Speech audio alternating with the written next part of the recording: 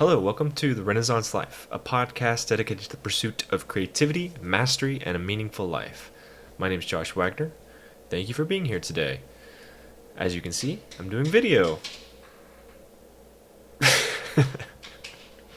Cookies. So, this is something new. I've been wanting to do video for a while now, but there's a ton that I don't know, as you can tell with my background, and there's so much that I need to learn, but I just wanted to just dive right in.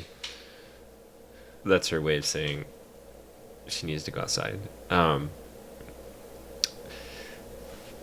distracted. Today is a conversation with Cookie's so distracting. Today is a conversation with Scott H. Young. He is the Wall Street Journal bestselling author of Ultralearning, Master Hard Skills, Outsmart the Competition, Accelerate Your Career. Fantastic book, by the way. And more recently, his book, Get Better at Anything, 12 Maxims for Mastery, which I've been reading about halfway through, loving it so far. Highly recommend. So we go into his learning process, we go into how he thinks about writing for his blog and for his books. We actually talk a lot about his writing process, and we talk about education itself and a whole host of other things. So if any of that interests you, I hope you enjoy this episode. Oh, one quick housekeeping note. If you go to renaissancelife.com, you can find the show notes for this episode. You can also sign up for newsletters and the blog itself at renaissancelife.com. Anyway, hope you enjoy this conversation with Scott. Hey, Scott. I have a million questions for you. First, I'd like to start with, thanking you for being on the show.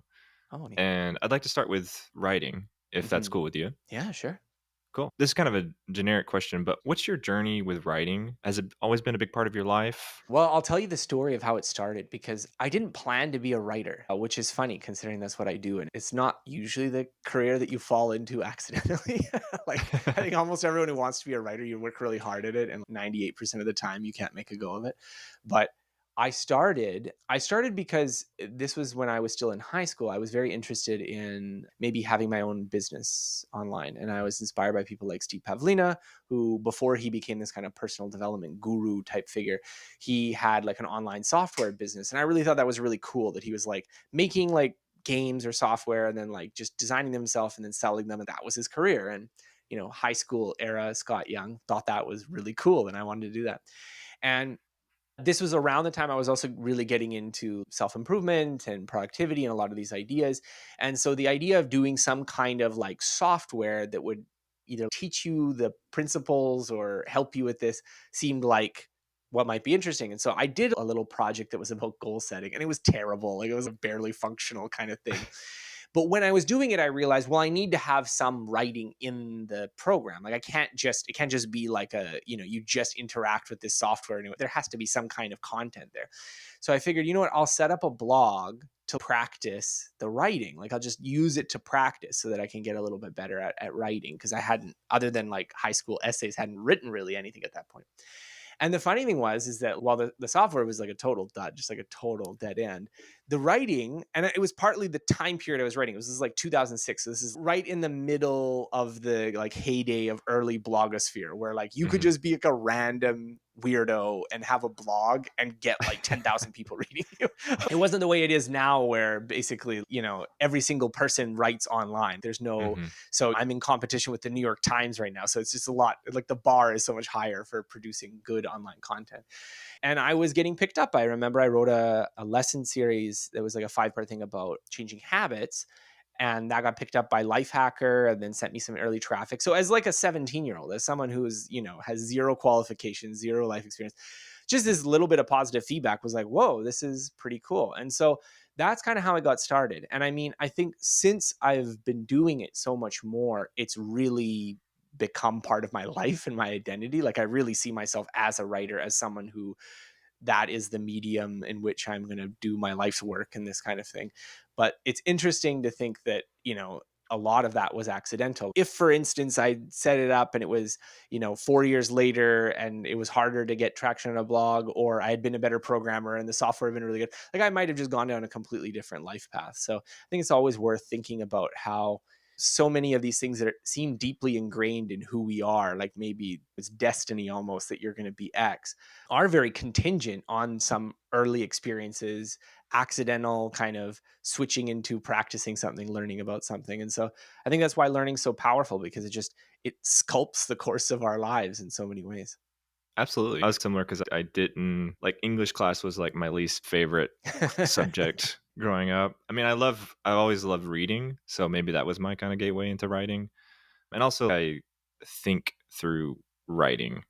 No, I Yeah. mean, I think that's true. I feel like, well, writing is an extension of speaking. I feel Mhm. like the speaking part is something that, by and large, almost everyone does. Like everyone talks, everyone has conversations, but not everyone writes. And so I think what separates writing from speaking is that writing, you're also editing while you're doing it. So it's like a refined version of talking.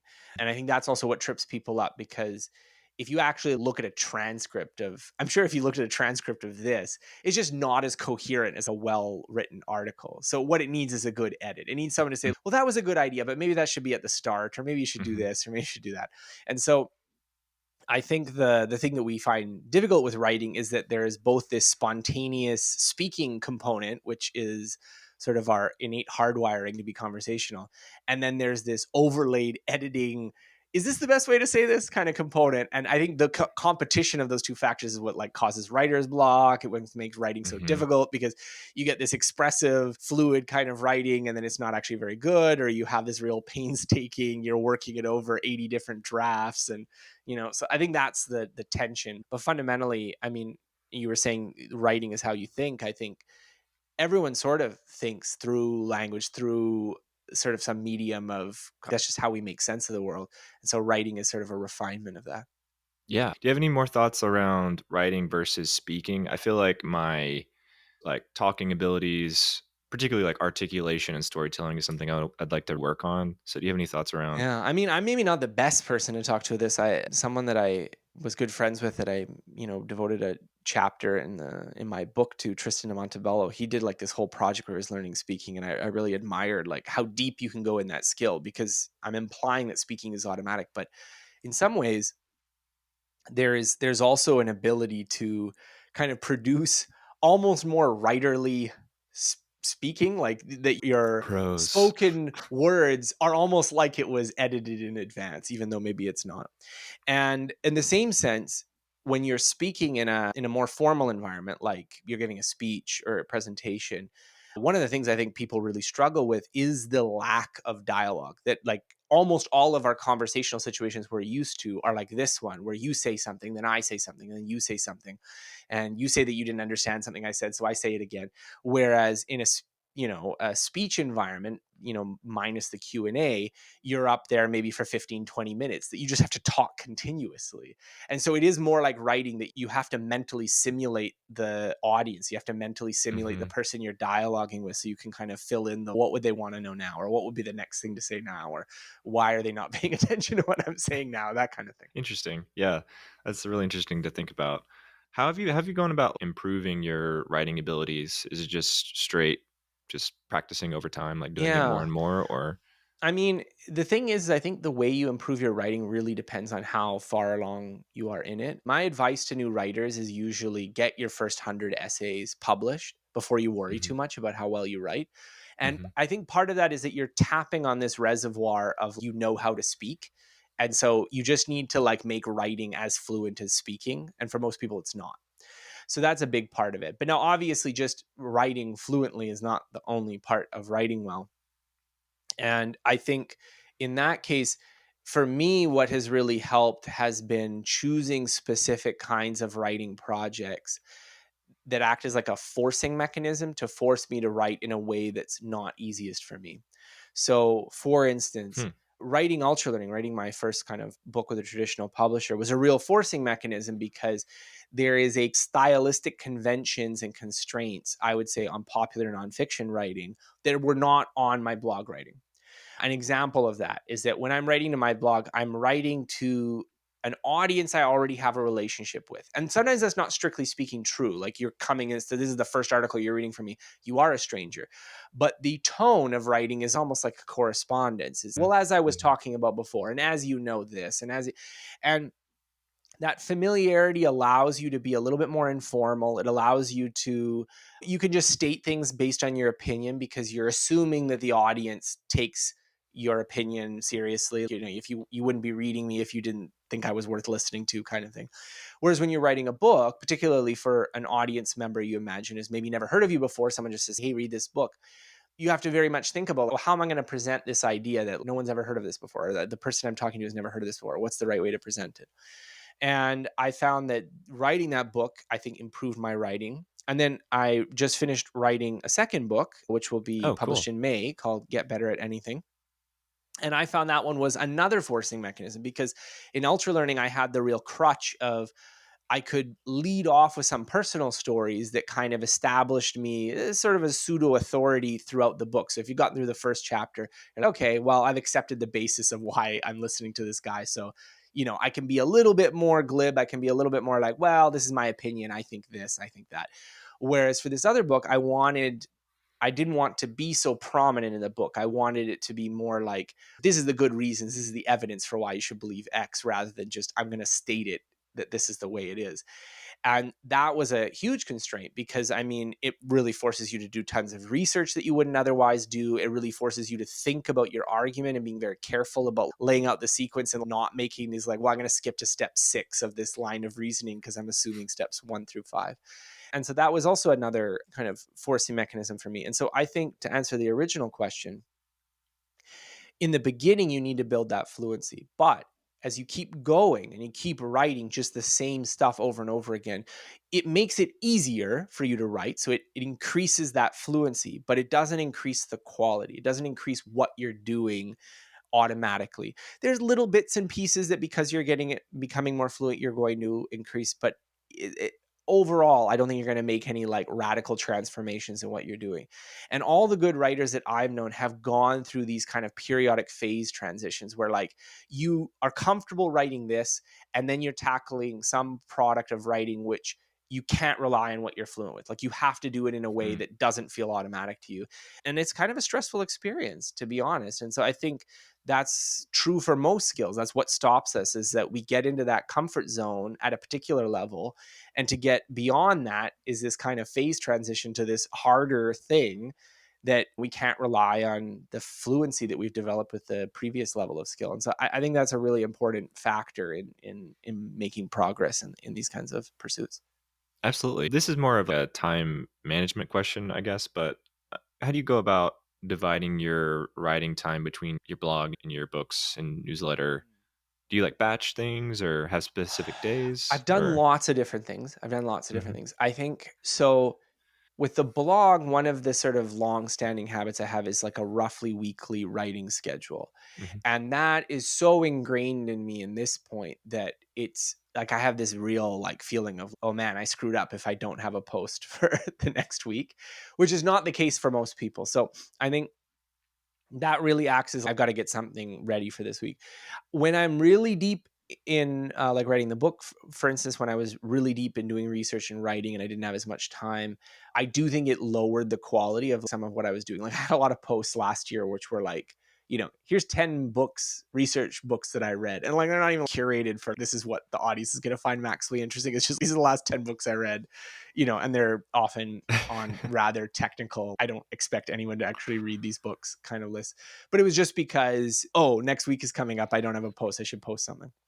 And then we'd have like random, you know, little mini posts that go up. So I think that constraint sort of forces my writing. But now I'm actually trying out a little experiment for this year where I'm trying to get my yearly writing done in about 4 months.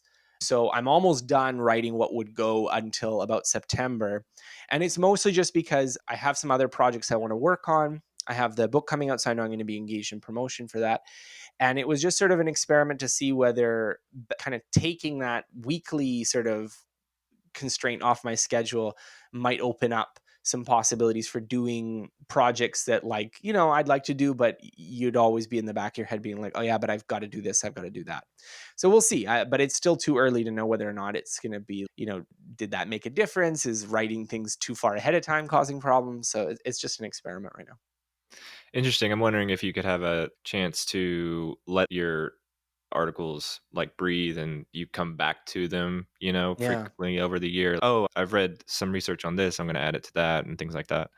I mean, I think that's definitely something that will probably happen. Although I do think, for me, I find it harder to just write pieces in that kind of work in progress sort of style, just because there's so much about the writing that causes something to like gel together, that usually if I have to add something that's not just a footnote, like it's this is actually changes the idea, I'd probably have to delete it and rewrite it, just because now once you remove one piece, then the whole thing doesn't flow together, or it gets kind of awkward. But I think definitely having that space is going to be interesting, because okay, well, I do have something scheduled. It means that if I want to, if I can always write something if I feel like it, it'll mean that, not having that, okay, well, I need to publish something next week, might change some of the writing I do, because if I have an idea I want to work on, but it takes me 3 weeks to work through it, I'm not feeling like I should rush it out and just so that I have something to publish next week, versus, okay, this isn't ready yet. So it might make a change. We'll see. Related to your new book, do you have a protocol on selecting ideas? How do you think Yeah. about, what ideas you say yes or no to? Well, I think it's too early for me to have a real thought out process for like how I select the ideas, like the header idea of a book. To me, like I was going to go in one direction with the beginning of the book, and then after I already signed the book deal, I ended up changing it considerably. And so it was a little bit, felt like I was being pulled along by the ideas and the research, rather than just sort of staking out, okay, this is going to be my idea, and then everything follows from that. It was a little bit like, okay, actually, this idea doesn't seem as good to me anymore. Let's shift it and let's try this. So there was quite a few iterations. But in terms of, I would say, because again, maybe it's my training writing essays, I tend to think in terms of that format. Like each chapter is, in this upcoming book, each chapter is kind of a little encapsulated topic itself. So there's an overarching theme, but the chapters also could, minus a few little like back references and forward references, could be kind of pulled out as a separate like little, 5,000 to 6,000 word essay. And so for the chapters, usually what I'm trying to do is I want to find some science that is interesting and not entirely obvious. So it should be something that Mm, you, when you hear it, you're, oh, that's, I didn't know that, was true, mhm, or that kind of thing. And then I usually want to pair it with a story that illustrates the principles and should also be hopefully interesting, as well as some practical advice that would, make it actionable. And I think this sort of story science action or takeaway kind of format is a very popular one in this genre of nonfiction. And so I hardly claim to be doing anything particularly original here, but I think it works for a reason. That I think the kind of balance between having something that is a compelling narrative, as well as some kind of research basis, so you have a more sophisticated argument than because I think so, and then having some kind of practical consequence, so that it's, this wasn't just interesting, it hopefully mm. mattered for something, for some reason you're reading it, I think is a pretty good format. So that's usually what I'm like looking for. So sometimes I'll be like, well, I like this idea but I don't have a story, or I like this story but I don't know what I would use it for yet. And so often you're waiting for these pieces to gel together and be like, okay, I'm gonna, like in the upcoming book, I have a story where I'm talking about interleaving and contextual interference, and then the story is about jazz improvisation, and then the practical takeaways is about like how to make your learning more robust. And so, these kind of things just fit together and then end up becoming a chapter of the book. Interesting. You mentioned balance and some of the experiments that you're working on. So, how do you go about balancing various projects and experiments? Yeah, I'm not the best at balancing. I feel like I'm more obsessive in my personality. And maybe that's a universal trend that, like, people think they're good at managing multiple projects and they're not actually good at it. Although I do know people, like my collaborator, Cal Newport, he seems to be pretty good at having a lot of irons in different fires and not like dropping any of them. I'm much more single minded about what I'm working on. So I usually will stake out a particular project that I want to work on. And it could be like a learning project. Some of my bigger challenges were like that, or it could be like books or making a new course. And then like that's all I'm focusing on for some chunk of time. Obviously, there's daily life routines, habits kind of in the Mhm. background, but I tend to draw a distinction between like projects and habits. So like the projects are the goal directed, planning oriented activities that you kind of that have some mental overhead in your life to get them done. Like you have to kind of be thinking about them in the background in order for you to make progress on them. Whereas habits and routines, this is going to be the default. Like I will get this done sort of without too much thought about it. And I think sometimes people don't draw that distinction carefully enough. And so they like have multiple habits, but they're really projects, or it's rare, but you can have the opposite circumstance where you're maybe, okay, well, I can't do all these other things because I'm working on this one thing. I gotta, stop exercising, stop going to the gym, stop, you still have to keep up with your regular life. I think even if you are working on something ambitious. I find it tricky to balance projects that I'm working on or want to do and then things I want to learn. Hmm. I guess I Yeah. just have a hard time I focusing mean, on I always think of one. things I want to learn in terms of projects. So Mhm. if I want to learn a new programming language, or I want to take a class, or I want to research some topic, those are also kind of projects as well. I mean, sometimes they don't always result in a real material artifact at the end, although maybe they should. I tend to think that the learning projects where you have to actually produce something at the end of them tend to be better. And that's even true, even if the thing you're learning is purely theoretical. I was learning history about World War II or something, and I knew I had to write like an article summarizing what I learned, I'm probably going to learn it better than if it was just like, well, I read these books and that's it. So I tend to think that learning projects should be more projects. Now Hmm. that's not a claim. I think, part of this is just because I'm seeped in the educational psychology literature and all the like various debates and battles. Sometimes there's this idea of project based learning that like doing things is the only way you should learn stuff. So you shouldn't like ever watch a lecture or read a book or do this kind of thing. And obviously that's too extreme. If you're going to learn history, you got to read some books. You can't just like, make dioramas or something and that's going to teach you historical facts.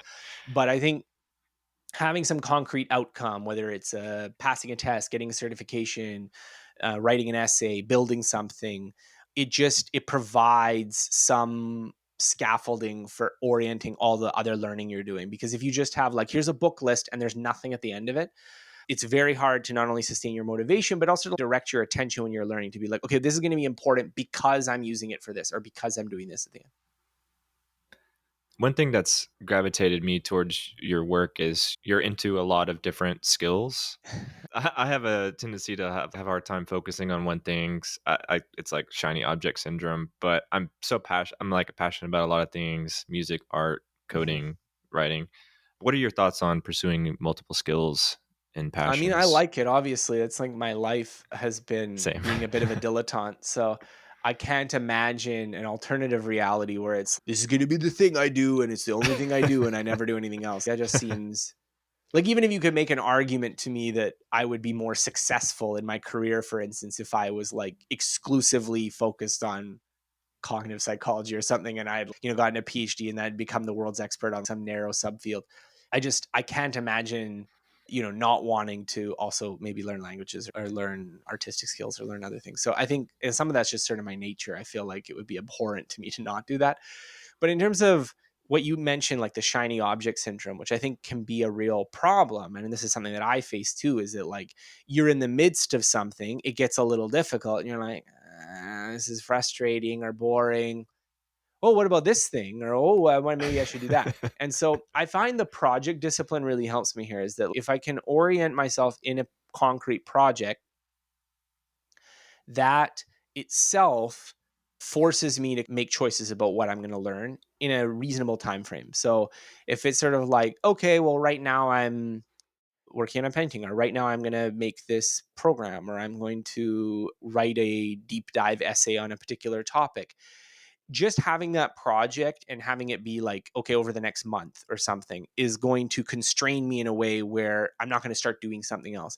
And I think that's often what's missing. That's what I think is missing from people who maybe are purely deciding what they want to do in the moment, is that they don't have projects. And because you don't have a project that you're like that's sort of guiding your effort, and you're saying, okay, this is my project right now, maybe I'll do that project after this project. If you're not able to do that, I think it's very hard to make progress, particularly because of what we were talking about earlier with the sort of inherent discomfort in reaching new levels of skills that, most of the time when you're learning things, I don't want to say learning is inherently painful, but there is an inherent effort. It's not going to just be automatic, kind of by definition, that whatever is automatic is not like, is just, something that's easy is not something that you're learning. And so because of that, I think there's a little bit of a need to have some kind of goal directed, some kind of structure, some kind of scaffolding for your efforts rather than just, well, what will I learn today? And then you just open the internet. Like, of course, you just spend it on YouTube looking at cat videos or something. Yep, been there. Related to that though, not the cat videos, but do you have a how do you think about mitigating fear when it comes to learning? Yeah. Yeah. I mean, fear is a big thing. So I want to separate fear from maybe the unpleasantness of drudgery, let's call it Hmm. that, because I do think they're psychologically distinct.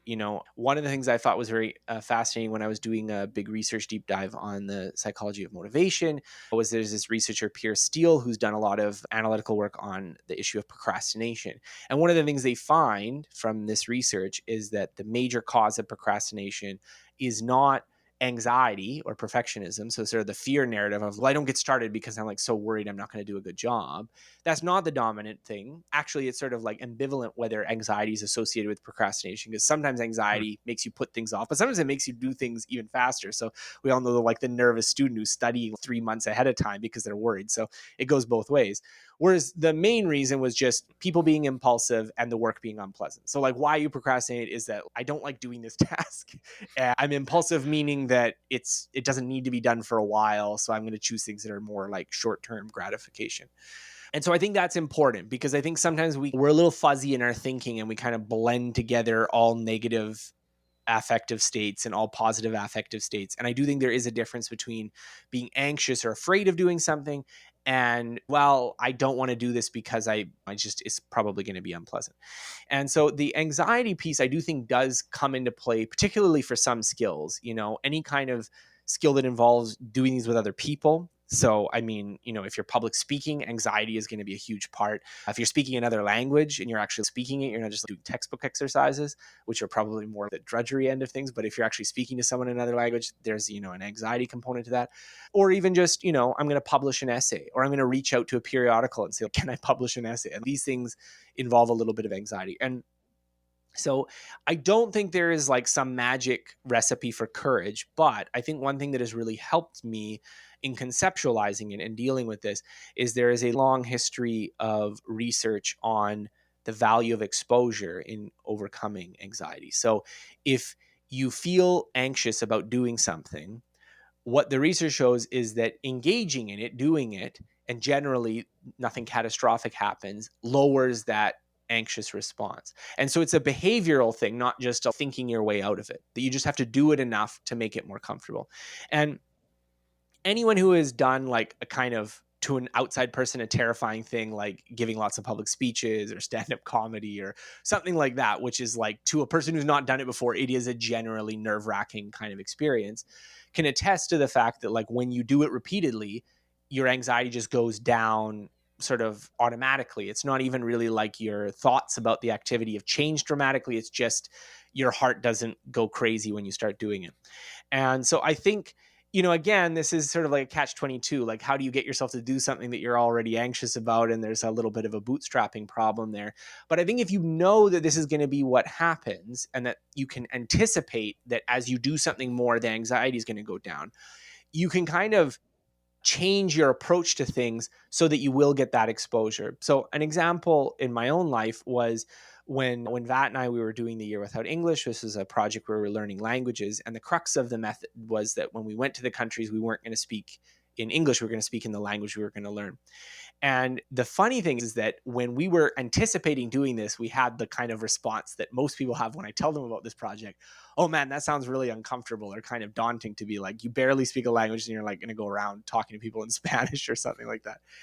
But what we found is that even though that is true right at the beginning, after about a week or two, your Spanish isn't good, but you no longer have any like fear of speaking really Mm. badly in front of people. Mhm. And I think that's something that's very hard to anticipate. Like, even if I tell this to you, you might say, well, that maybe is true for you, but that wouldn't be true for me. And I'm trying to explain, like, this is like a general scientific behavioral psychology finding that like the exposure will reduce your fear. And this is something that's true across the board. So the best way to overcome a fear of public speaking is to go to places like Toastmasters and just give lots of speeches. Because even though it sounds like, oh, that's going to be really uncomfortable, after you give about like a dozen speeches, it's just going to be feel like nothing, right? Mm. And so, knowing this about yourself, knowing that, okay, well, if I keep doing it, even though it seems like it would be objectively terrifying, I won't be terrified. It's a sort of a strange kind of mental jujitsu you have to play with yourself. I mean, like, I'm even thinking about things like, skydiving, for instance, is something that, Mhm. like, I've been skydiving once. It was scary, but it's the kind of thing that I know in the abstract, even not like in my gut, that if I did it 10 times, it just wouldn't be scary anymore, which is like a Mhm. kind of a weird thing to think, but it's just universally true that Mhm. if you also went skydiving 10 times, it wouldn't be scary anymore. And so that's a weird way to think about it. But if you know that's going to happen, then you can plan your learning efforts around, okay, I'm going to do these reps, and that's going to lower the anxiety. It's going to make it a lot easier to practice or to perform or to do whatever. Hmm. Mhm. Would you say that learning a new language has improved other aspects of your life in like a meta way? I think it has, but I want to be careful about how, because Mhm. sometimes, there's a whole segment of people who are like really pro, bilingualism and learning other Mhm. languages. And sometimes you hear these like extreme claims, which I don't think have a lot of evidence behind them. But one of them is that if you learn another language, you're going to totally change how you think. Like, this is a version of this is this Sapir-Whorf hypothesis that like that thought and language are like inextricably intertwined. Mhm. And so to know a different language is to like just literally have thoughts that were not possible before when you do another language. The best example of this in fiction is if you've ever seen the movie Arrival, where like the main character, spoiler alert, the main character is able to see into the future because he learns this alien language where the aliens don't live in like the normal, temporal plane or something. Like, It's a fun obviously movie. learning another language, yeah, obviously learning another language is not going to let you see into the future.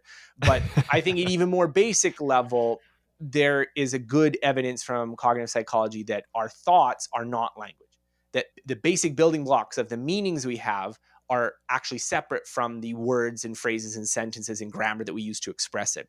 And the clearest evidence of that is that you can say things and be misunderstood, right? You can say something and actually have meant something, like an ambiguous sentence, and have meant something else. So if language and thought were identical, then once you said something, it's impossible for you to have meant anything different because what you were Mhm. thinking in your head was what you said, right? So I don't think that's the case. And I think another good example of that is I've learned multiple languages, but not perfectly fluently, but well enough. And I have stories in my head of things that happened, and I know they happened in another language. But it's very hard for me to reconstruct what was said in that language, but I can reconstruct what was said in English. And that's just because what that story has been encoded in my brain is not the words, but the meaning of what happened.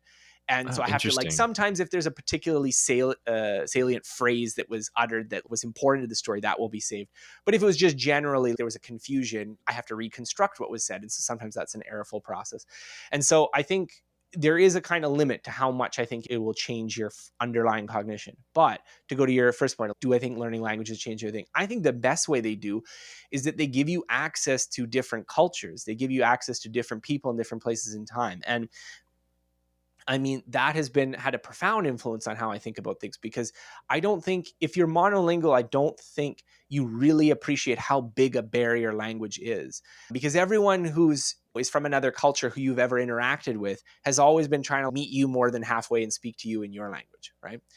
And you don't realize that, the kind of the distance that sort of creates, and that someone who has learned your language invariably is someone who's also learned your culture a little bit. Learn, like, you're dealing with the people who are, in some ways, they've made a decision to adopt your habits of speech and many of your beliefs, and even if they don't share them, they're like tacitly accepting that. Whereas if you go to another country in some rural area where you're also dealing with people who are monolingual, but it's not your language, you get fascinating little tidbits of just different cultures, different ways people think. And I think I think that's really broadening. I think we're often too parochial in our interests. And, if you are Canadian, like I'm Canadian, or if you're American, there is a certain worldview you have that orbits around that. And it's very difficult to break out of it. Even if you're kind of think yourself to be somewhat cosmopolitan, it's very difficult to think the way someone does who is not in your sort of cultural milieu. And so I think languages are a really excellent vehicle for that. I think it's very difficult to do a lot of those immersive experiences without having some grasp of the language that you're trying to learn. But to answer the question about whether or not you can just think totally different thoughts, I find that doubtful, that hypothesis. What do you think about the environments that we grow up in or surround ourselves in and how they influence us and how that influences our uh, creativity? I mean, it's huge. It's huge. One of the things that I always find very fascinating for the kind of, let's call it uh, the determinism of your upbringing, is that if you look at professions where asking like what proportion of doctors, for instance, have parents that are doctors, like the chance that you're going to be a doctor if your parents are doctors, or like you have a parent that is a doctor, is like something like 30 times greater than if you Hmm. don't have parents that are doctors. And this is true of like many different professions. And it's true even of professions like medicine, where it's not obvious that like nepotism plays a role. Like, I mean, whenever we see like, actors, and then there's like some kid of some famous actor is also famous, you can always be kind of like, oh yeah, I wonder who got the phone call. Okay, maybe you should hire my kid. Like I think no slight, but I mean we understand that mechanism of Hmm. professional inheritance. But I mean it applies to professions where it's not obvious that would really matter. It's really strong professional inheritance in like doctors and lawyers. And I mean, yeah, maybe your dad's going to help you get a recommendation in the medical board, but like you still have to do your MCATs and study and do you still have to do all this work. It's not like you can just be like, well, I don't know anything, but I'm going to be a surgeon because my dad is.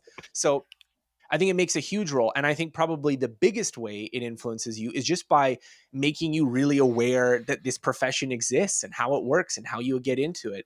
One of my favorite other studies is that in the spectrum of degrees of the social sciences, economics grads like really out earn like psychology and sociology and anthropology grads. Which I mean maybe is not so surprising when you think of like economics as the profession of money or something. But there was a paper that I read that was looking at what was the mechanism for this, and they found that like one of the major mechanisms is that if you are in economics, not even that the economics content necessarily prepares you for this, but it makes you aware of finance as a possible career path, and that's what skews the results, because you're much Hmm. more likely to go into finance if you studied economics because you're aware of what finance is. You're aware, like this is some of the theory that's being taught in your undergrad, and that makes it more likely you're going to like get a job at Goldman Sachs and skew the average of the income distribution by this huge amount because you're making, $10 million a year. So I think the influences we have, like just going back to me randomly writing accidentally because I wanted to practice it for, a video game, and that becoming my whole career, I think we often don't appreciate how much like little accidents of contingency can, change your whole life because Hmm. you start going down a different path that you weren't aware of before. And I think that's why it's so important to cultivate broad influences and have lots of exposure to lots of different career paths and lots of different options, because even if you only end up picking one of those to specialize in, if you're not aware of something exists, if you didn't have that formative experience, it's very hard to end up going down that path. And so I think that's, it's huge when you're young to have those foundations. How do you think about creating greater awareness or practicing awareness? I feel like, well, example in my life, like I grew up playing video games, but it never made the connection that people made these things, it's Yeah. which is so dumb to say, but I just wasn't aware of that fact. So I'm curious how you think about cultivating awareness. Yeah. Well, in some sense, this is really what like learning is about, is trying Hmm. to give yourself exposure to lots of different things so that you're aware those things exist. And I mean, I think that's one of the reasons why it's nice to have a broad education, especially when you're younger, because you're kind of primed for lots of opportunities. I know there's some evidence that in athletics at least, children who have kind of broad sports exposure do better in elite athletics than people who had very specialized exposure. I don't know the literature in so much depth to know whether that's like an ironclad result, but I've read that before in a paper or two. And I think it makes sense from the idea of Well, you also don't quite know what exactly you're going to be good at when you're, 5 or 6. And so if you did a lot of different movement sports, there is maybe a better chance that you find the niche that happens to fit well with your talents and happens to fit well with this is what I could be good at. And so I think there's a real benefit to having a certain level of breadth, to having a certain level of varied experiences. And that means maybe not just studying a lot of different academic subjects and reading a lot of different books, but also trying lots of different hobbies, learning the basics of lots of different skills, living in different cities, going to meetups with like different stratas of society and different like groups. It gives that every time you do something like that. I mean, most of the time it doesn't have any influence in your life at all, but you kind of create a seed that could maybe be followed down and lead to something else. And so I think that is something that's, I think, especially the younger you are, I think cultivating those experiences is more important because you do have so much potential life ahead of you. And if you've had a really narrow experience, like you've always lived in the same small town, you've always been good at high school football and you've never done anything else, like your window of life is a bit narrower. And so Hmm. if that NFL career doesn't pan out for you, you don't have that much to pivot to. Whereas if you had a broader reality, okay, well, it turns out I can go into management consulting because I'm pretty good at managing people or what have you.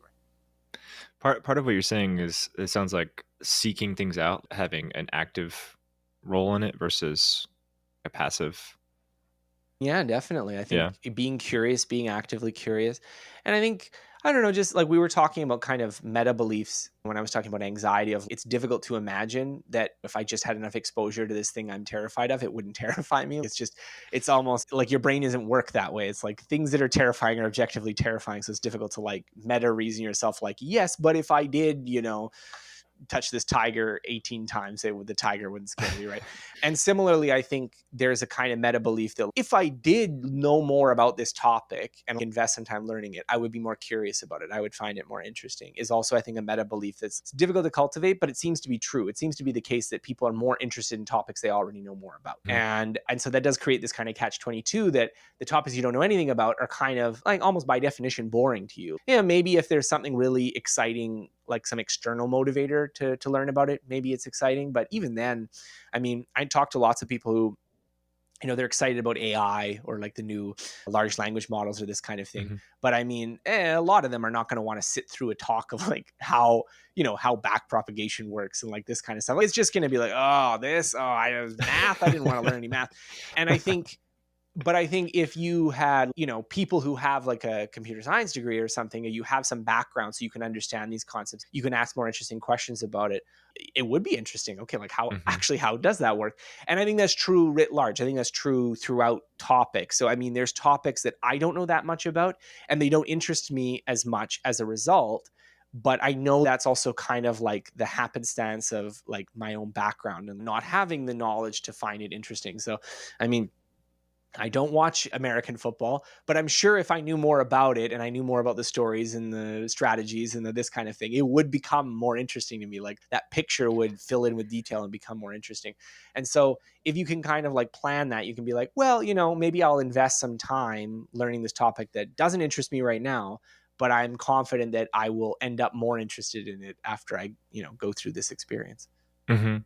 And just to piggyback off that, I feel like excitement and enthusiasm for somebody who's like really interested in it is infectious. If you're choosing a topic or a book or something to read where like the goal is to spark your enthusiasm rather than like master content domain, picking the right materials is pretty good too. I mean, I'd much Hmm. rather read like a book written by Michael Lewis than some dry academic who they're trying to argue some pedantic point about their field. And I think that does make a difference. If you can find lecturers or you find people that are really passionate and excited, oh, okay, this person's really revved up about this. Like, what are they so revved up about? I'll give an example of that. Someone sent me this, and I think they sent it to, I think I found it because it was an example of someone just because of their passion for the topic. It was like an interesting thing, even though you had no interest in like the underlying thing. And it was this Twitch streamer. I think his name was called maybe Day Nine or something like that. And he was talking about getting really good at StarCraft, which is, this the competitive video game. And I mean, I don't know. It's not something that particularly interests me. I have no desire to be like good at StarCraft. But this video was like him talking for about like 50 minutes about like why, this was so important and meaningful in his life and all this stuff. And I mean, it was just infectious. Even though you're like, I don't have any interest in this topic, you thought, wow, this is cool. And I remember finding another YouTube video of this guy who was doing these like really hard Sudoku puzzles. And I don't even really like Sudoku puzzles, but you're watching this guy solve these really difficult Sudoku puzzles, and you're just how much he is interested in it. I thought was very inspiring. And so I think, yeah, finding people who are passionate, finding people who are interested in something is often like the gateway drug to being interested in it yourself. I love that. If you were starting to learn something new today, how would you go about doing that? Where Yeah. would you start? I mean, I think the first, well, minus the little, let's call the dabbling phase where we're talking about, we're just trying to like maybe get excited about a topic Hmm. or, I think there is a sort of incubation phase before you even start a learning project where you're like, getting yourself motivated. Maybe I should learn this. Maybe I should learn this. This is interesting. Okay, maybe I've read a little bit. But once you sort of pull the trigger and you're like, okay, I am actually interested in learning this, and it's hard and it's not obvious how I would get good at it. For me, the first step is always, can I break it down? How do I break down what getting good at this requires? Because one of, I think, the enduring lessons of cognitive psychology is that skills are more specific than we think. That there isn't just sort of a broad ability called artistic talent. Really, artistic talent breaks down to all these little micro decisions about what to do in certain situations and concepts. And so if you can break it down to a level where, well, it would be easy to learn that little piece. It would be easy to learn that little piece. And then you just have to learn all the little pieces. That's what it is. So my favorite go-to analogy here is talking about learning languages because it's more evident what the pieces are. But if you're learning a language, a big part of that is learning the words, right? And so it is true that there's more than just the words. There's grammar, there's phonology, there's, cultural specific stuff. But a big part of it is the words. And it's sort of true that if you learned all the words, if you knew all the words when someone was speaking, you would be like, yeah, I'm probably like about 80% there to like understanding what they were saying. And so there's something in learning languages that is, from afar is kind of mysterious. This person just speaks fluently and effortlessly, and they can communicate in this other language. But in other sense, it's like it's really mundane. It's just they just know all Hmm. the words, right? They know all the words, and that's how they're speaking. But it's true that across all skills, it's mostly just knowing all the words, right? So if you wanted to get good at music, if you wanted to get good at art, if you want to get good at programming, you have to figure out what the words are. What is the sort of basic building blocks that you have to understand? And then just sort of start going through it. And I mean, there's other stuff to it as well. We can talk about like the most efficient way to learn the words and the most efficient ways to Hmm. practice. And, there's lots more complexities that you can get into. But I think if you can start by breaking something down, that's always the first step, because if you only view it as a totality, I want to be a better communicator. I mean, there's just no path forward from there. I mean, you can communicate more. But if you think about it in terms of, well, what is communicating? It's listening, it's being able to speak, it's knowing something about the topics you're speaking about, Hmm. it's having empathy. You break into these little subcomponents. What is empathy? Okay, now you're okay. I want to make sure that I'm understanding what you're thinking about and, imagining what so you're breaking these into these smaller skills. And then once you break it down to this kind of, the leaf node of this entire graph structure you're doing, then you've got something that's, well, that wouldn't be that hard to learn or to practice, right? And then it's the accumulation of all those parts. So I really think that's the real art of teaching yourself something or teaching yourself a new skill, is to try to figure out that map, try to figure out how the skill breaks down. So it really is just a matter of learning the words. Hmm.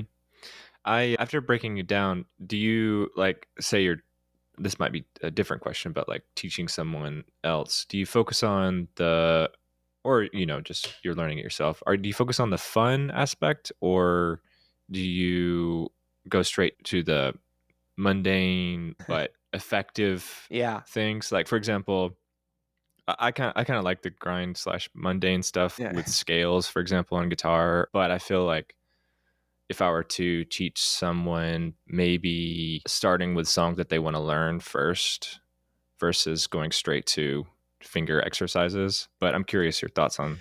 I mean, I think to me, I think the idea of like effective learning and enjoyable learning is often, they're often put in like contrast, but I don't think that there Hmm. is a contrast, because the basic truth is like, well, there is a little bit of a contrast. I'll get to that little asterisk after, but the basic idea is that a lot of skills just, they're not enjoyable if you're not good at them.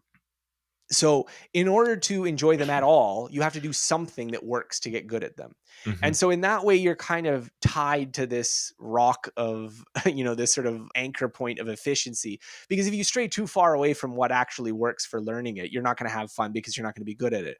So, a good example is drawing. I mean, Mhm. there's different ways that you could master drawing, and I think it's important to realize that there was like a sort of in the Renaissance and academy tradition that produced like the Da Vinci's and the Singer Mhm. Sargents and like the great artists of hundreds of years ago. There was a process that was like very painstaking and demanding for acquiring artistic skills. You're starting with like drawings of simple objects in these like plaster casts, and you're doing it. Whereas what other people maybe want to do in their drawing is, well, I want to do comic book illustrations. I don't want to do Mhm. plaster cast drawings, and so there maybe is like this sort of sense of tension here.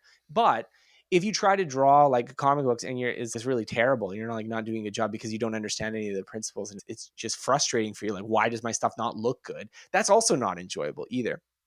And so similar to like speaking a language, yeah, having conversations is more fun than drilling flashcards. But if you don't have any words in your vocabulary, then the conversations are also not fun because they're very unsuccessful. And so I always view it as you want to be doing some meaningful activity, something that you care about performing well in it, that you're like genuinely interested in. But very often the way that you enjoy it, the way that you're able to achieve that is through some amount of drill, some amount of the mundane practice. So I mean, it's fine if you're learning a very easy guitar song that doesn't have a lot of chords. Maybe just learn those chords and you can just play it. But to learn more complicated guitar songs, you're going to have to learn the theory. You're going to have to learn, the Mhm. things that you need to practice the scales for. And so I don't think there should be a tension. I think you should start with meaningful activities as early as possible. It shouldn't just be, especially if you're a teacher, if you're presenting this to students, it shouldn't be like, okay, before we do anything that's actually real, let's do just like drills for 3 years. Because I mean, most people are going to quit long before that. But I think, it's the recognition that you need the drills, you need the like little building blocks to scaffold the meaningful stuff. That's the motivation for doing it. I mean, for me, when Vat and I were in China, Mandarin Chinese was very difficult for us. We would go and try to speak to people with a sentence that we had memorized. It wasn't even on the fly generated. We had memorized this. We knew this was right. And we say it to people and they look at us like, and you're like, what? This was from the book. I talked to the teacher and said that this would work. Why didn't it work? And it was because just that wasn't the most idiomatic way to say that, or we're making the tones wrong, or what have you, right? And it wouldn't work. And in that sort of in dealing with that frustration, I found like grinding the flashcards was actually like very meaningful for me because it was like every time I would add new words or add understanding or this kind of thing, it would make those real interactions more fluent, more easy, and to be like, okay, good. I can actually talk about this now because I've done that work. And so I think that's true across the board. And the only like little asterisks I was bringing up about where there is, I do think, attention is to go to what we were talking about earlier about writing, which is that for a lot of skills, you can get to a plateau level of ability where it is just going to get increasingly easy and you can perform at a kind of mediocre level. And then you need to make a choice about making it increasingly fluent and enjoyable, Mhm. or okay, I'm going to struggle, but try to get to a new level. But I think at the beginner level where you can't adequately perform a skill at all, the enjoyment and efficiency are very intertwined. It's very hard to do one without the other. Would you recommend focusing on one ultra learning project at once? Have you ever done multiple at the same time? I think almost definitionally you'd only do one at a time. I Right. mean, Yeah. part of because ultra learning, I don't know, it's the title of the book, but in some ways it makes it sound like a mysterious thing. But the focus of the book was just to talk about people who undertook aggressive self-directed learning projects. So Mhm. I think if you're doing six of them, then they're kind of almost definitionally not that aggressive and not that they don't, that's not to say that you couldn't do that. Like it's possible to, learn a few different subjects at once and just not do it very aggressively.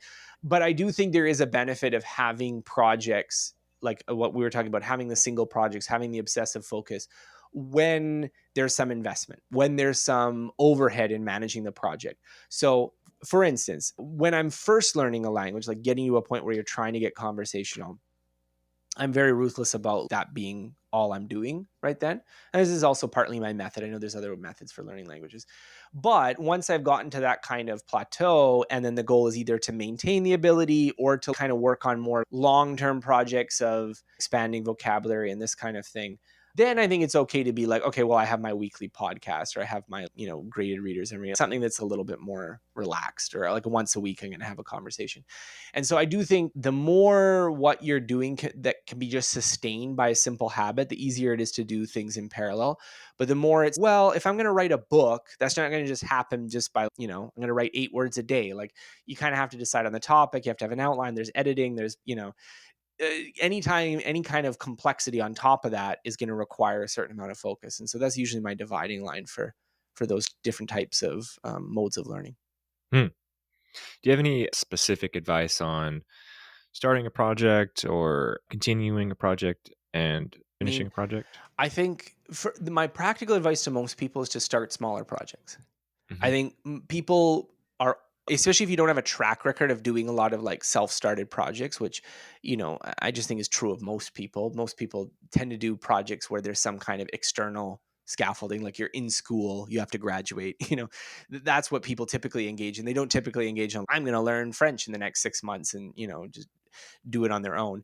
If you are doing it on your own, I think that picking shorter projects with more concrete, immediate goals is usually more beneficial, just because it is like, the longer the project is, the harder it is to stick to, right? There's Hmm. just going to be so many more changes in your life. There's going to be more things that seem appealing that would distract you from the goal. Sometimes even just the project that you've decided you want to work on for 3 years just isn't a good use of 3 years of your time. And so it's like legitimate that you would want to abandon it after 6 months. But if you have 1 month projects, it's a lot easier to avoid that, because even if the 1 month project you happen to pick for February is not the ultimate most important thing you should be doing with your life, it's February, right? Like in March, you can do something else. And you can always stack projects. So February, you started learning French, and then you decide, you know what, I'm going to keep going for March, and then I'm going to keep going for April. Like, you can Hmm. do that too. And so I think some of the difficulty people have is that they pick goals that sound inspiring and they sound like that's ultimately what I want to attain, but it requires this huge amount of effort. And so it's a little bit like, I don't know, it's a little bit like if you're going to go buy a car, for instance, you're like, well, I really would like a Lamborghini, but I only have $10,000 in my bank account. Like, there's a mismatch there of like how much resources you have available compared to your wants. And so I think really big projects like, I'm going to launch the next Google, or I'm going to be a world expert at ping pong or something like that. These are 10-year projects, and maybe you shouldn't be like just committing to them on a whim. And maybe it's better to be like, well, let's see how far I can get at ping pong in 4 weeks or something. What are some like myths or misconceptions about learning that you've come across? Yeah, there's lots. There's lots. Hmm. I can make a whole list of myths about learning. One of them is that people have different learning styles. That like some Hmm. people are auditory learners, kinesthetic learners, visual learners. This is something that is not true. There are people who are better at visual tasks and auditory tasks and motor skills, but it's not true that if you take the same topic and teach it to people in different ways, that they learn in ways that are more beneficial given their learning modality. Anyone who's interested can Google Daniel Willingham learning styles, and he has a good FAQ of the science in case you don't believe me. Other things I think are disbelieved that are common. The way most students study is very bad. So the way Hmm. you typically study is that you read something, and then when it's time to go to the exam, okay, you open your notes and you read them again. You read them again until you feel like you know it. And then you do poorly on the exam. You're like, wow, why did I do poorly on the exam? And it's because rereading something greatly increases your sense of fluency with the material. So it makes you feel like you know it, but it's actually really bad for recall, which is when you close the book and you actually have to remember it, which is what you're really doing when you're on an Hmm. exam. And so most students are better off closing the book, trying to recall it, maybe going back to reread when they realize that they missed something or they don't understand something. I don't want to say that you should never open the book again, but definitely it shouldn't be just a rinse repeat activity. Um, People believe transfer is wider than it often is. So transfer is this idea that if you learn one thing, how is that going to impact your ability to do something else? And you hear all sorts of romantic myths about, well, if you learn programming, it's going to make you a critical thinker, or if you learn music, it's going to Hmm. make you more creative. And I just don't think any of those things hold up too much scrutiny. The truth is, like we were talking about, learning is made up of the individual words. I'm using the air quotes for words, given that it's not all languages. but the little building blocks, skills transfer to the extent that the building blocks are the same. So if you are a physicist and you want to learn finance, a lot of the math is going to be the same. So you've got a head start. But it's not the case that like physics makes you an all-round better critical thinker or logical thinker. And so I think that's another myth that people have. And so it often leads them to, for instance, the popularity of brain training games. They would not be popular if this myth didn't exist, because the entire assumption they rest on is just false. It's like training on some little gadget on your phone does not make you smarter in things that don't involve the knowledge you need to be good at that gadget. Another myth I think people have is that I think people underrate knowledge. Like, again, going back to the critical thinking, problem solving, this kind of things, a lot of people simply underrate how much being an expert, being smart, is just knowing more. Like, again, Mhm. going to the words that, the person who is like an expert in chemistry just knows a lot of chemistry, right? So that when they hear something about like that some implausible chemical reaction, they're like, oh yeah, that wouldn't work because of this reason, right? That's because they know a lot. And so I think in some cases, I definitely go on podcasts where people, I think, downplay knowledge. Well, everything is Googleable and there's too much information now any days. And what's the point of learning all this stuff? And it really is the opposite, that if you want to be someone who you can quickly manage a lot of information, you can quickly acquire new skills, you can do these things, the foundation of that is knowing a lot of stuff, like having a lot of knowledge that just immediately you go into a new situation, you already know two-thirds of what's being presented, then that other third doesn't pose as much of a problem. So I think that's another myth. I don't know. There's more. We could keep going, but those are some that often come up. Do you change your approach to learning a new skill when the goal is mastery? Yeah, I think it depends on how you define mastery. So I think in a real sense, mastery is not a goal that most of us will ever reach for any of Mhm. the skills that we have. If you define it in terms of this is what the best people in the world can do, then even if you're a 100% specialist who devotes your entire life to a particular skill, vanishingly few of us are going to reach the pinnacle of our field or profession. And so, in some sense, mastery is always a directional goal rather than something that you attain. Like, I've mastered X, right? Usually, it's hard to say that without some amount of hubris. But I do think there is a difference between I want to get okay at a skill versus I Mhm. want to be really good at it. And so I think especially for skills that are central to our working lives, to our identities, these are things that maybe it is beneficial to just, yes, I know I'm kind of already at 80%, but getting to 82% is more important for me than going from 0 to 50% in some other skill. And I do think there's a few factors. One of them is that it's related to this deliberate practice idea, this idea of the discomfort zone that we were talking about earlier.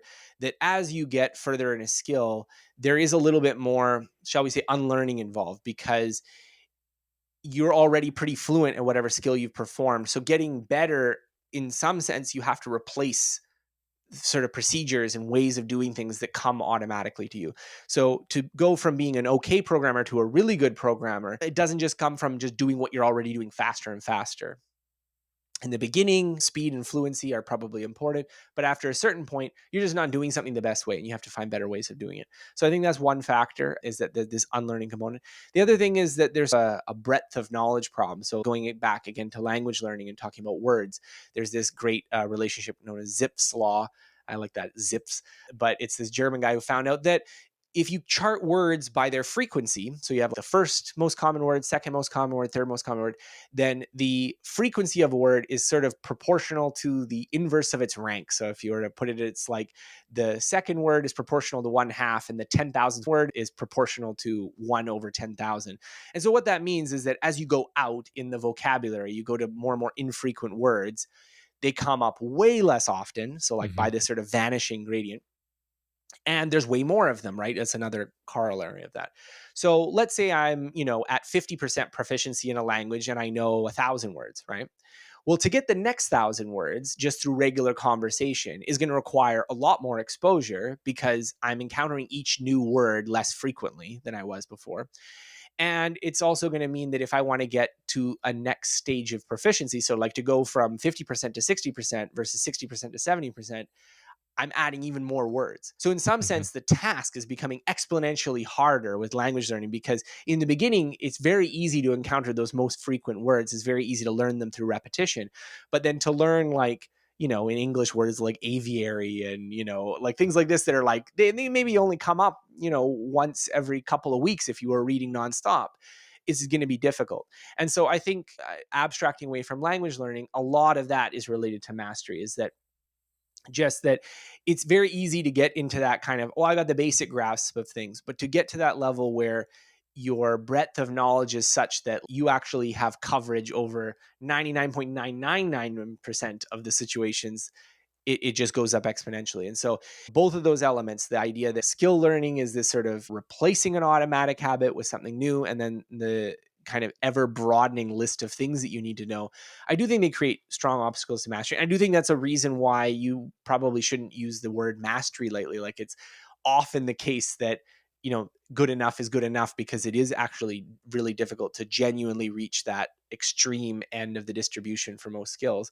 But I think the processes of learning are the same regardless. It's just these little bit of differences there. Mhm. Speaking of obstacles and levels, do you have any practical advice around plateauing or getting to a next level of your skill, whatever I think currently there's different is? ways about it. Anders Ericsson, this is the guy who wrote Peak, and he was famous for the Mhm. concept of deliberate practice. Malcolm Gladwell's Outliers, the 10,000 hour rule, which is not true, by the way, but the 10,000 hour rule, it kind of derives from Ericsson's research. But he was sort of a big proponent of this idea that plateauing is the default state, and that you need to do kind of a special kind of practice to move outside of what you call deliberate practice. And it's related to this idea we were talking about, like, you're getting more and more fluent with skills that you're repeatedly doing, but you're not necessarily improving on them. And he believed that the right way to move past this was looking at what do people do in elite sports, music, chess, etc. And usually what it is it's a kind of specialized practice where you're focusing on a very particular element of your performance. It's removed from the requirements to do productive work, and it's under the watchful eye of a coach. So, under this model, the right way for me to get to the next level as a writer would be to write things I'm not planning on publishing with a coach who is saying, okay, on this next essay, I want you to really focus on, I don't know, some aspect of my like sentence structure, or whatever it is, right? And I do think there's some value in that approach. And it clearly is the way that Olympic athletes get good at their sport, is through this sort of process of deliberate practice, or like musicians who are playing in symphony orchestras and whatnot. Mhm. However, I do think for real life complex skills, it's often hard to do it that way. There's not that many opportunities to. I don't happen to know any writers who've actually done this approach of working with a coach, writing essays that you don't actually publish to like work on some aspect of your craft. Maybe in some like MFA programs, you do a little bit of that for creative writing, but that's usually at the Mhm. beginning, not like at the end of someone's career. But I do think, relating my own examples of writing, I do think you can get some of that benefit through a project that acts as a forcing mechanism. So if you can do something where like the constraints of what you're doing force you out of that fluent automatic approach and force you to do something more difficult, I mean, you're going to not like it, and it's going to be harder. You might need to budget more time to do it. It's not going to be like, okay, well, I can do it at the same rate that I can do my easy work. That's one way of getting up to a higher level in what you're doing. And Mhm. so I do kind of prefer the project based approach for a lot of real life skills, just because not only is the coaching often unavailable and the skill itself is maybe not as amenable to the kind of repetitive practice, but I also think it sort of fits in with more of how we actually do things. If you are trying to become a good entrepreneur, it's very difficult to like practice that outside of the actual context. Mhm. Whereas I'm going to try to grow my company by this amount by implementing this kind of methodology is a sort of deliberate practice adjacent philosophy that you could maybe apply to becoming a better entrepreneur. Do you ever get overwhelmed? If so, how do you move past it? Yeah, I mean, well, it goes back to what we were talking about project selection too. Like, just in the Mhm. same way that picking a 10-year project when you've never stuck to anything more than 3 weeks is a failure mode. I think it's also a failure mode to pick projects that are just like way beyond what your current ambition is.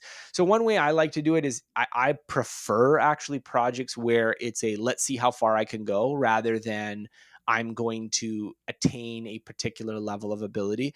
I think my first project, which got me the most attention, was a sort of, I'm going to call my shot kind of project where I was like, I'm going to learn MIT's computer science curriculum in Hmm. 12 months.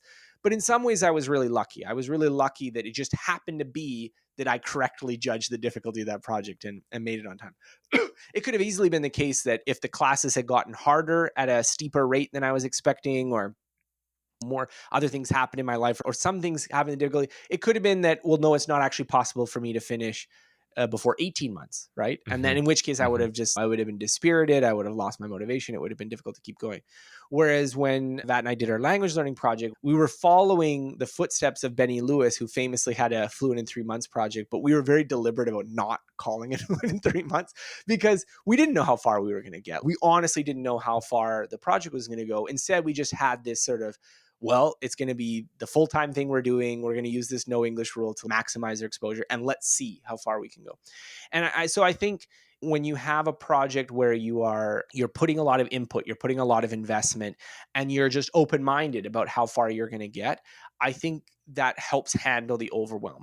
It's a lot harder when it's, okay, well, now I have this unattainable standard that I have to reach in 2 months, and I'm Hmm. not going to be able to do it. And when you realize you're not going to be able to do it, it's immediately demotivating for trying to work hard at it. So I do recommend that for people who are doing self-directed learning projects. That's really good to know. What are your thoughts on the future of education? Yeah, the future of education. Well, I think there's sort of two questions there. One is like, how will education change, and like, how do I think it should change? Because I think those are often Yeah. not always the same thing. Yeah. But I think obviously everyone's in a bit of a tizzy right now with ChatGPT and Hmm. all these new advances in AI, and you get these prognostications like, oh, no one's going to have to learn anything anymore because the machines are going to do all the work for us, and we're just going to sit in our pools and sip mojitos.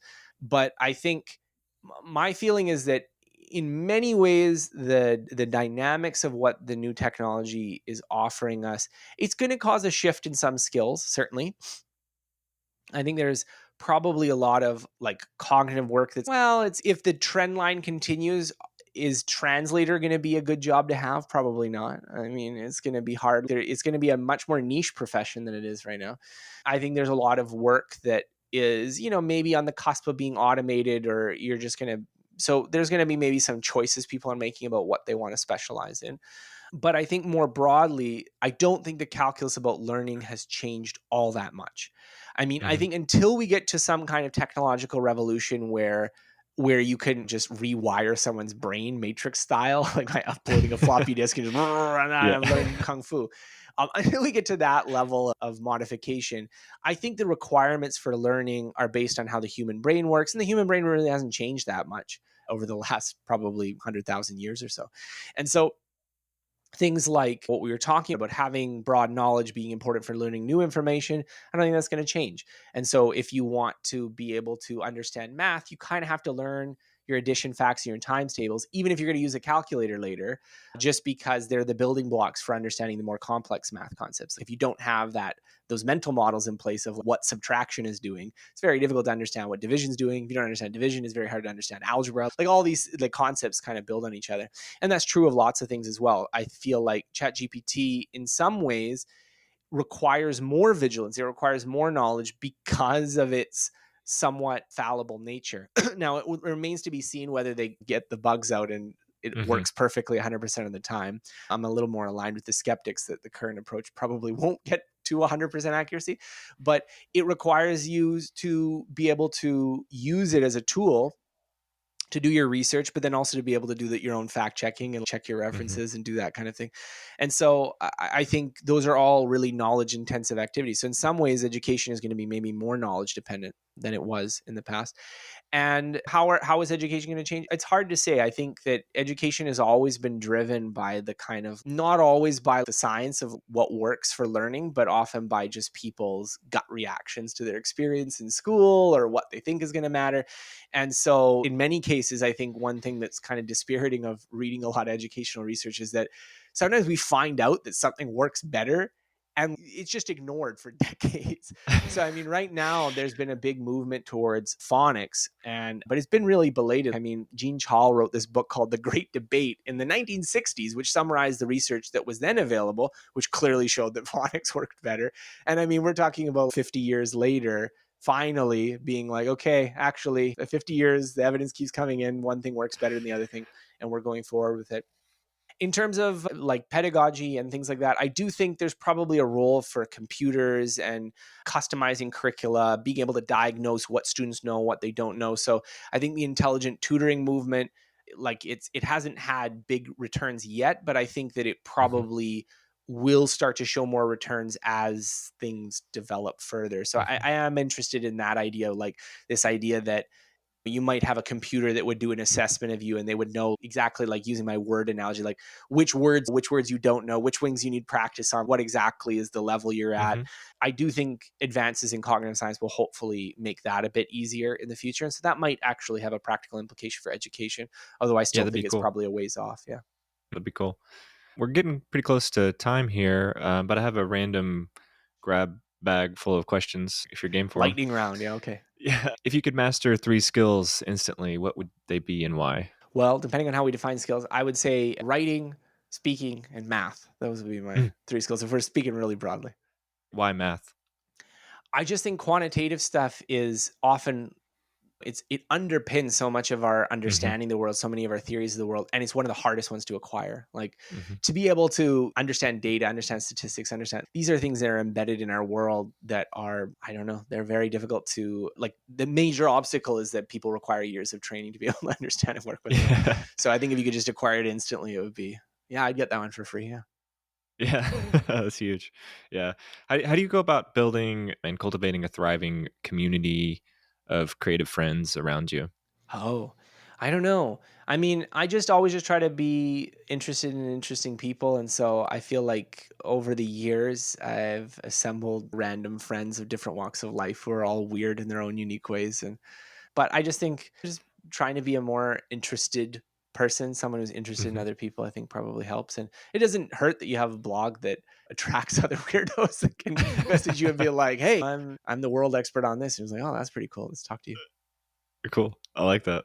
Are there any books that have made a big impact on your life? Oh, too many. It's always hard to list books because I just feel like you Same. don't want to read one book, you want to read 100 books. So picking one always feels like you're betraying the others.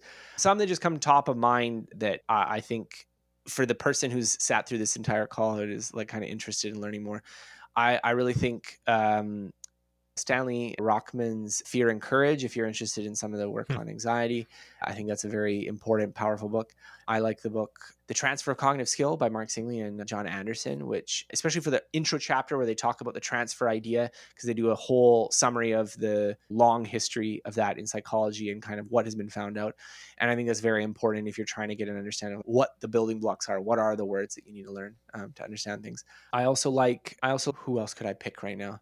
I think if you're interested in a approach to learning that I really like, I like Van Meerboers and Paul Kirchner's 10 Steps to Complex Learning. So that's sort of walking through what they think is the optimal kind of way of teaching skills, which I think introduces a lot of these concepts that I bring up as well. So those are some top of mind, but I'm Excellent. sure there's many others that I could reference. I haven't checked those out. I have to read them.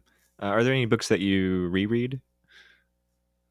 Oh, I'm not a huge rereader. I'll got to be honest with Hmm. that. I'm not someone who just like have a book that I reread all the time, but I find there are books that I've come back to that I've started reading and then I've reread them again because I've learned something that changes how I thought about it the first time. So Hmm. I do think that the John Anderson book I read was one that I've kind of come back to a couple times, mostly because I started when I first was reading it. I didn't know as much about some of the things that it covers. And then you know more, and you're, oh, that's what they're talking about. Oh, that's this theory versus that theory. So I don't know whether that's like a recommendation for you to read that book multiple times. Is more just that it happened to be kind of a little nexus point in my own research that I circulated over. Do you have a particular like note taking strategy when it comes to I'm bad at reading? taking notes, so I'm not gonna like revel in, oh, I've got the best note taking strategy. I tend to be someone who, well, going back to what we were talking about before, I have a good friend who he writes a lot about note taking, Tiago Forte, and he has a Hmm. whole his whole thing is about like externalizing the system. Don't keep it in your head, keep it in the system. And I do think there's some merit to that. I think there's merit in being organized in the information you're encountering. But I'm also a believer that like our brain is actually probably the most effective sort of random association drive there is. Like the ability to like from this idea jump to another idea is most sophisticated in the human brain. Like we have not replicated anything remotely as good in the digital environment, but it's a fallible process. And so often what I'm doing when I'm taking notes is how am I going to be able to find this later? And that's the strategy is less about like, how do I not think about this or get the knowledge out of my head? It's more when I need to cite this, when I need to actually find the reference, how am I going to be able to find it again? And so I've come up with a few different ways of doing it. Right now with my latest book, I just kept a folder of every paper I read. So I knew I had a saved PDF of it, which just Hmm. immediately makes it searchable. Whereas before I used to print them off and then I'd have to be figuring out which binder it's in. And that was a bit of a mess. And when I read books now, after I'm done the book, I go through the highlights and I copy some of the key highlights. And I also write like a brief summary of the book just for my own reference later. And I find that's often helpful because very often the point I'll want to reference from a book will be one that I thought was important enough to transfer into there. So I'll just know which page it's on. And even if it's not, it usually provides a little bit of a roadmap. So I kind of know, okay, right, this was the structure of the book. So I know that even if it was an obscure point that I didn't think I was going to need later, I can find it again. But for me, note taking is more about this sort of doing your homework of dotting the I's and crossing the T's of finding things again. It's not like a substitute for learning. And I really Hmm. think that the knowledge needs to be in your head to, again, to benefit from that. Oh, you know what that reminds me of? That's something that has to only happen inside your head. That's a great distinction. I like that. I've been playing around with an app called My Mind. Mm, It's been I'm really enjoying it so far. It's just a one page of things that you can save and clip, like with a Chrome mm. extension, and then it has AI features where it auto titles things and tags things. Oh, cool. I used Mhm. an app called The Archive, and it's like a Zettelkasten system. And what I found it helpful for was Archive. when I was still in the kind of like fluid phase of writing my next book, where like I wasn't quite sure what I was going to write. I decided to go through all of the research I had done and just kind of like organize it. So, oh, these are all the things that I read that are about this topic or this topic. And I did find that helpful because I think once I'm already decided what I'm going to write, I don't usually need it because either I'm referencing something that I already know or I found it.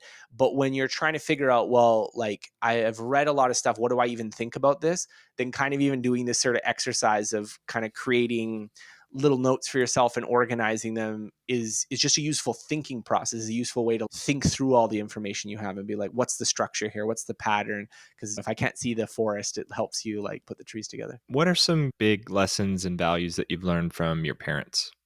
My parents were both elementary school teachers, and so I think Hmm. the biggest thing that they taught me, I mean, there's lots of things they taught me, but I think the biggest thing they taught me was that learning things is its own reward. And I can talk to an experience I had when I was in elementary school that I had a friend who was being like his parents were giving him money if he did well on his report card. And being a child who has no financial means, this seemed like a good scheme to me. And so I brought this up with my parents. And I was like, well, I'm getting better grades than him. I should be getting even more money, right? And I was like, I like this idea here. I like get squeeze a little bit more allowance out. And I remember my parents saying, no, we're not going to do that because the if you view the learning, if you view the point of it is to get some money at the end of it, you're not going to value the value of the learning is doing well in it. And I don't think I fully appreciated it as an elementary school as I guess I'm not getting $20 at the time. But now as an adult with kids of my own, I think that was a profound thing because I think if they had made learning this game that you get some external reward and something that is not intrinsically valuable, I mean, it's hard to say where my life would have ended up, but it probably wouldn't be Hmm. here. Are there any unconventional philosophies that you live by? Well, I don't know. That's hard to say. I mean, in some ways, my entire life is a little bit unconventional, so I probably follow some unconventional philosophy. I'll pass on that question because I feel like I don't Okay. have anything really fixed that's going to be unconventional. But listen to what I'm Everything. saying, and if it sounds Yeah. weird, there's probably something there that you don't agree with. What about quotes or phrases that you think about often? Oh. Yeah, I really like aphorisms, and I think when I was writing my last book and this book, I liked having a little epigram at the beginning of the chapter, so I was very conscious in hunting for quotes. I like Mm-hmm. Daniel Willingham's quote, "Memory is the residue of thought," which is a very Mm. profound one when thinking about learning. I like this one that's probably apocryphal, but I still like it anyways, of Ernest Hemingway talking about writing, that writing is a craft. Sorry, we're all apprentices at a craft which no one will ever master, talking about Hmm. writing. He actually probably said something a little less eloquent, but I like that version a little bit more. Gets glossed over. And ooh, I don't know, none are jumping out at me right now, but I'm sure I'd Those are have good. 8 more once the call's done. Those are good. What songs do you sing when you're alone, like in the car or shower Songs or do I something? sing? Yeah. I'm not a big singer. Okay. The funny thing is I've got small children right now, so I do a mean itsy bitsy spider because that's a bedtime ritual. Right on. That one's on repeat in my head. You really learn the lyrics of nursery rhymes when you start to have children. And you realize that you didn't actually know them. You're like, wait a minute, how does this song go? And then, yeah, so by the time they're 3, you've got them memorized. Thanks. Do you have any particular advice on new parents? Oh, I mean, I think having kids is wonderful and it's life changing. The thing I always say is I think there's maybe barring some extreme event in your life, there's probably nothing that's going to happen to you that's going to change you more as a person than having kids in good ways. And I think it's something that's very difficult to anticipate. I like Mhm. Russ Roberts has this book about, I forget what he calls them when they calls them wicked problems or something like that. But talks about how it's just sort of impossible to reason rationally about the decision to have kids because not only is it very difficult to anticipate what is it going to be like to have kids. I mean, you can talk to parents and this kind of stuff, but you also can't really anticipate how you are going to change, like how Mhm. things that seemed important to you are going to shift and your values are going to shift and your personality is going to shift. And so it really is just, you're just taking this leap into this unknown and you don't know what you're going to find.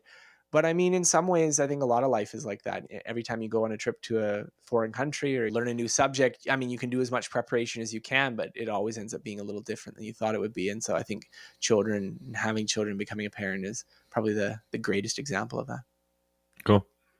Okay, final two, and they're related. What's one question that you would recommend someone take away and ask themselves? It could be related to what we've been talking about or not, Mm. but one question. One question that you should ask yourself. Hmm. Oh, again, it's like the books. Is which one would you pick? Um, I think a question I might ask myself is that we kind of view ourselves in this sort of like very static box of this is what I'm good at, this is what I'm not good at. But I think a question you can have is what could you be good at if you were to build the foundation? And it doesn't Hmm. mean that it's always worth the effort. I think everyone's going to be good at something and not other things. But again, going to this contingency idea that sometimes the things that we think, well, it's just my destiny that I'm good at this and not at something else, really are contingent on a few kind of key experiences. And sometimes rethinking that is wise.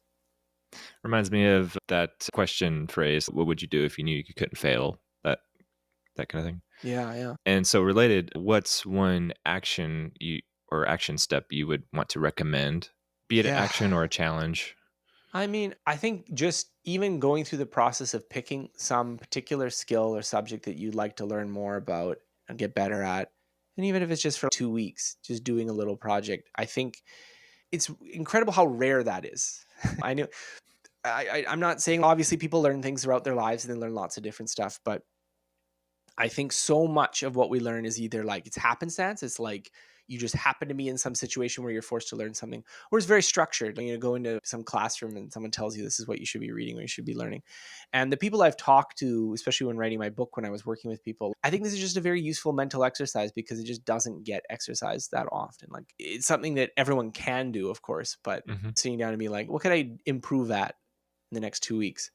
It's something worth thinking about. That's good. I like it. Well, Scott, thanks. I really appreciate you taking the time to chat with me today. Yeah, yeah, it's been great. Thank Yeah. you for having me.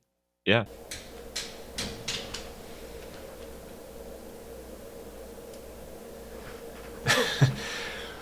Hello. Video, video, video, video. Mouth noises. Table beat of the week.